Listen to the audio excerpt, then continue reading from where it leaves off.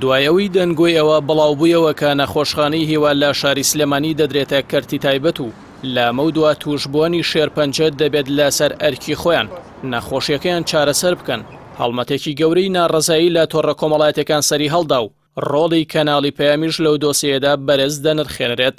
هەڵمەتی بە گەشتداچوونەوەی لاوازکردن و فرۆشتنی نەخۆشخانی شێرپەنجە بە کەرتی تایبەت لە تۆڕە کۆمەڵایەتەکان تاوەکو ئێستاش بەردەوامی هەیە و ئەمە ژوای کردووە لە ئاستی باڵا بەرپرسانی حکومی و حزبی بێنە سەرخەت و باڵێنی چارەسەرکردنی کێشەکانی نەخۆشخانەکە بدەن.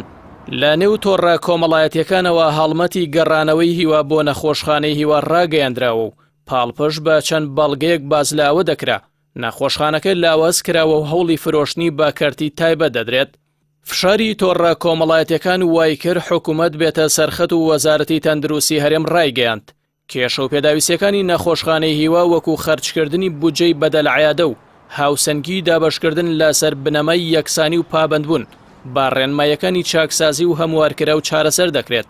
هەروەها هەموو پاڵپشتی و ئاسانکاریەک دەکەن بۆ کۆمپانیەکانی دابینکەر بۆ وەرگرتنی شایستەکانیان لە وەزارەتی دارایی لا پێنە و بەردەوامبوونی دابینکردنی دەرمان و پێداویستی پزیشکی بۆ توشبوانی شێرپەنجە لە هەرێمی کوردستان.